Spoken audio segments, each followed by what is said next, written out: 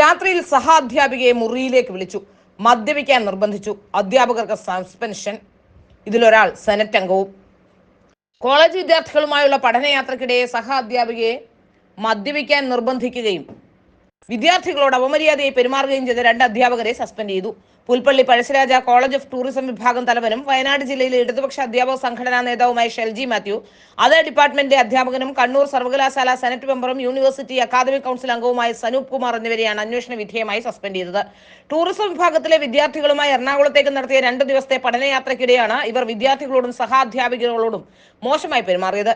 യാത്രയുടെ തുടക്കത്തിലെ മദ്യപിച്ചെത്തിയ ഇവർ ബസ്സിലും എറണാകുളത്ത് താമസിച്ച ഹോട്ടലിൽ വെച്ചുമാണ് മോശമായി പെരുമാറിയതെന്ന് പരാതിയിൽ പറയുന്നു. രാത്രി സഹാധ്യാപിക ഇവരുടെ മുറിയിലേക്ക് വിളിപ്പിക്കുകയും മദ്യപിക്കാൻ നിർബന്ധിക്കുകയുമായിരുന്നു. എതിർത്ത അധ്യാപികയോട് കുടിച്ചില്ലെങ്കിൽ തലയിൽ കൂടി ഒഴിക്കുമെന്ന് ഭീഷണിപ്പെടുത്തി. വളരെ മോശമായ ഭാഷയിൽ സംസാരിച്ചു. ഇത് ചോദ്യം ചെയ്ത വിദ്യാർത്ഥികളോട് ലൈംഗിക ചുവയുള്ള ഭാഷയിൽ സംസാരിച്ചു എന്നാണ് വിദ്യാർത്ഥികൾ പരാതിയിൽ പറയുന്നത്. അധ്യാപകരുടെ ശല്യം സഹിക്കാതെ വന്നതോടെ ഇവർ പഠനയാത്ര പാതി വഴിയിൽ ഉപേക്ഷിച്ച് മടങ്ങി.